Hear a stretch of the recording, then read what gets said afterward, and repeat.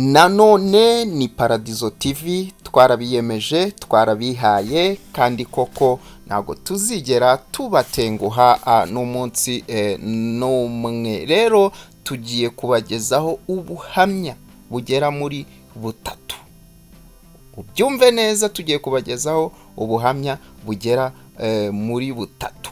Harimo abasore babiri bavuga uburyo baryamanye na ba nyirabuja aho bakoreraga mu ngo. Hakazamo n'undi mugore nawe witangiye ubuhamya, nawe akatubwira uburyo yajyaga ararana n'umukozi. Nucikwe rero, niba utarakora subscribe uzajya ucikwa n'ubuhamya abakunzi bacu bagenda batugezaho umunsi ku munsi. Rero nibyo tugiye kurebera hamwe. Banguka rero ufate agatebe wicare, cyangwa niba wiryamiye, cyangwa se niba wumva uri ahantu hatuje ushaka kumva ubu buhamya, bwumve ubundi ugire isomo ukuramo. Rero numara kubwumva uraduha igitekerezo aho ngaho muri komenti. Umusore wa mbere utashatse ko amazina ye ajya hanze yagize ati: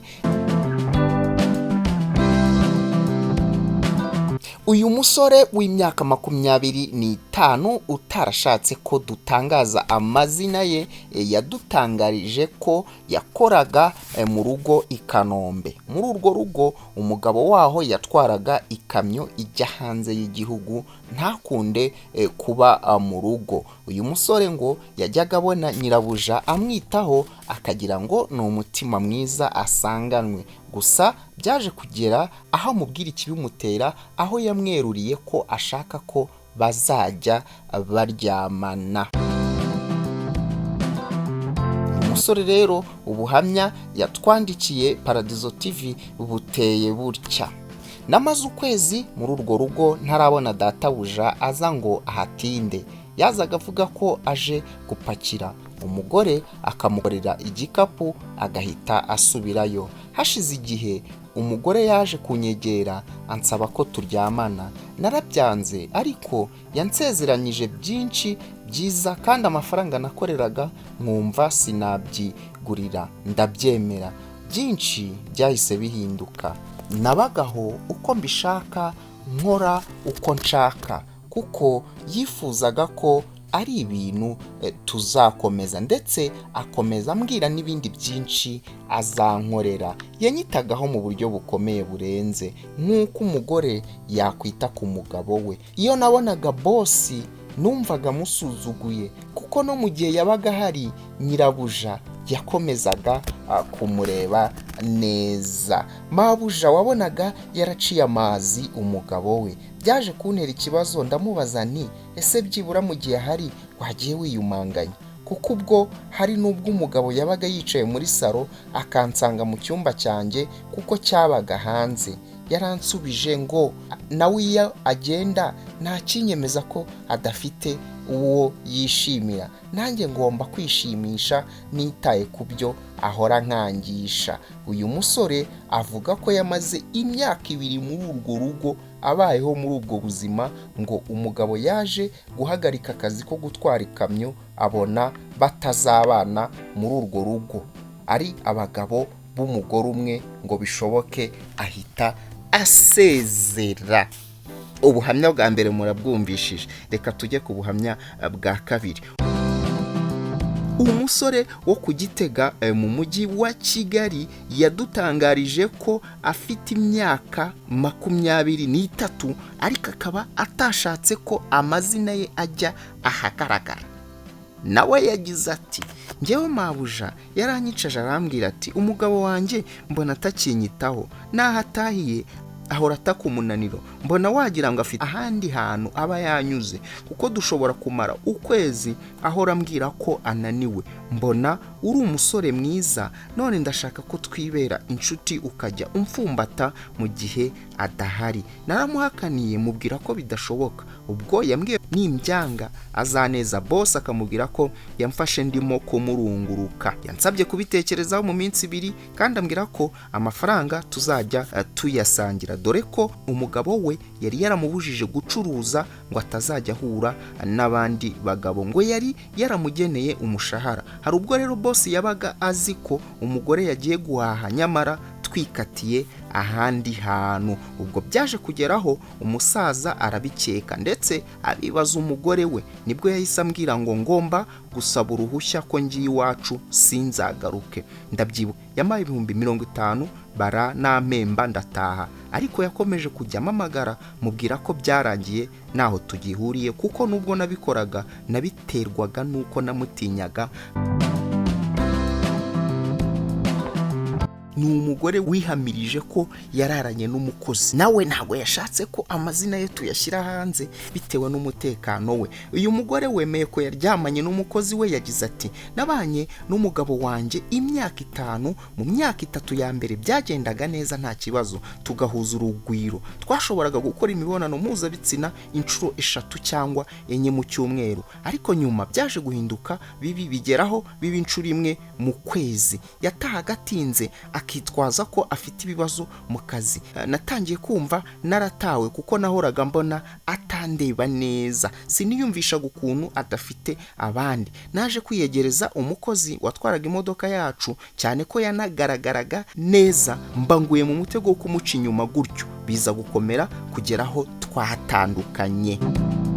N'amahano umugabo wenda yabikoraga, gusa nanone abagore twikundira guteteshwa, ariko kuri ubu abagabo benshi akugeza mu rugo ugasanga nta kikwitayeho. Noneho hakiyongeraho ko bamwe usanga baba banakora kure cyangwa bakora akazi kavunanye, ku buryo usanga batacyuzuza neza inshingano zo mu buriri. Aha rero abafite abakozi b'abahungu babafata neza, hanyuma babasaba kuzuza za nshingano ubundi zakujujwe n'umugabo n'umugore bakundanye. Undi nawe ati, buryo uzitegereza umugabo n'umugore bari kumwe uzamenya imibanire yabo. Akenshi ngo umugabo uri kumwe n'umugore we mu modoka uzamubona arakaye nta uvugisha undi. Bishatse kuvuga ko abagabo abenshi baherukaga batereta abagore ni inzabya zoroshye, bakenera guhora bateteshwa. Niba rero udafata umwanya ngo usohokane n'umugore wawe umusubize muri bya bihe mwabagamo mugiteretana, azagerageza gushaka ubimukorera, nubwo ari we washora amafaranga ariko akumva akunzwe. Uwo mukozi rero ashobora kubona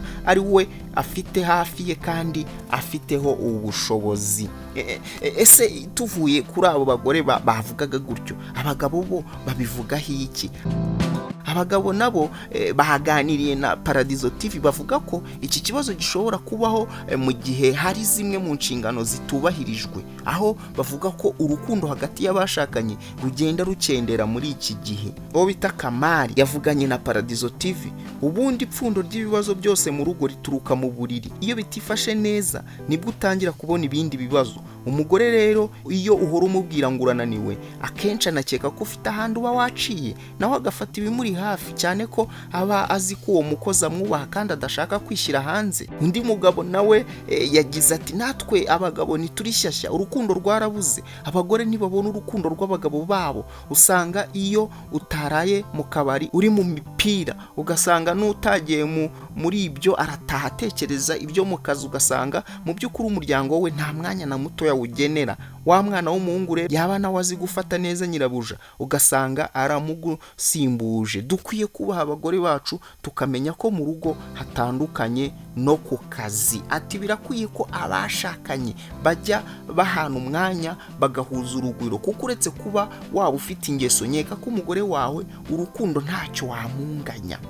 Abagore ntibakenera imibonano mpuzabitsina cyane nk'abagabo. Rero kugira ngo guce inyuma biba byageze kure. Abahanga mu mibanire ese bo babivugaho iki? Umuhanga mu mibanire y'abantu nakurikirana hafi imibanire y'ingo, uwo bita Amina Nyiranezirya, yavuga ko abagore benshi bakora ubusambanyi kubera kubura umutuzo ndetse no guhozwa ku nkeke n'abagabo babo. Abagore benshi bababazwa n'imyitwarire y'ibigare bisa n'ubusongareri bamwe mu bagabo bagira, imyitwarire yo kutabitaho, aho usanga hari abagabo baha agaciro cyane gahunda z'abandi kurusha uko bumva abagore babo, kandi muri kamere yabo abagore bakunda guteteshwa no kwerekwa urukundo, noneho bigatuma yiyegereza umukozi, dore ko aba anamufiteho ububasha ndetse ashobora kumubona igihe amushakiye. Kuva bagikundana mu kwezi kwa buki usanga abagabo bashimira abagore babo ko bateye, bababwira ko ari beza, ko bambaye neza, bateye neza n'ibindi, babaha impano zitandukanye. Uko iminsi ishira abagabo baragenda bakirara, bakumva ko kuba batanze ibitunga urugo bihagije, ariko umugore aba akeneye ka appreciation no kwereka ko yitaweho uko yaba angana kose. Utwo tuntu iyo umugabo akwitaho, niyo uzasanga umugore amara kwambara akajya kubaza umukozi we ko aberewe kandi yakabibwiwe n'umugabo we. Hari n'abadatinya guha ba nyirabuja impano n'ibindi bikaziraho. Ikindi kintu cyo kwitondera ni ukurambirwa uburyo imibonano ikorwamo n'aho ikorerwa. Abagore ni abantu bakunda udushya, guhindura, ntibakunda guhora mu bintu bimwe. Hari ingo uzasanga imibonano ikorwa mu buryo bumwe, isaha imwe, n'ahantu hamwe.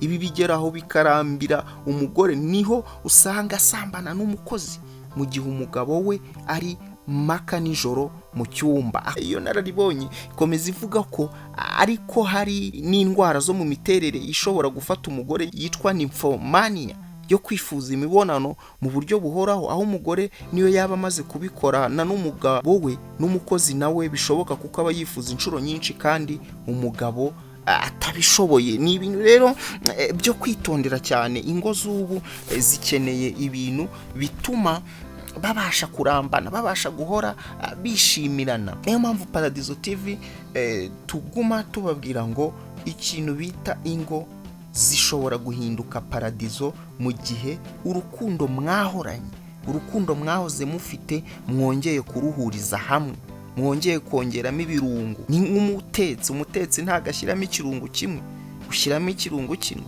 ugashyiramo ka sante, ugashyiramo ka magi. Nuko n'ingo zikwiriye kumera. Niba mwarakoraga imibonano mpuzabitsina ku buriri, ugahindura ukaba wamusanga atetse nko mu gikoni, ukamurira mu gikoni, cyangwa se ukamurongorera mu gikoni, mu ntebe, ku buryo udushya duhora ari udushya. Paradizo TV rero niyo mpamvu tubagezaho ubuhamya buba bw'abantu baba bagiye batandukanye, ngo mwumve inyigisho cyangwa se mumenye ati imibanire yakabaye igenda gute. Reka rero tuzagaruke mu bundi buhamya bw'ubutaha, tuguma tuniyigira, twiga. Yes, ni Paradizo TV rero twarabiyemeje, twarabihaye, kandi koko ntago tuzigera tubatenguha n'umunsi n'umwe. Rero reka tubonane ubutaha, ariko umuntu utarakora subscribe, kora subscribe, harahita haza n'akazogera ku ruhande, nako ukandeho kugira ngo igihe dusohoye video nshyashya uzajye uba mu ba mbere bayumva. Reka rero tubonane ubutaha, muhorana nande na Bukarifu mu biganiro byubaka ingo kugira ngo zongere zihinduke nka Paradizo. Reka tubonane ubutaha, ciao.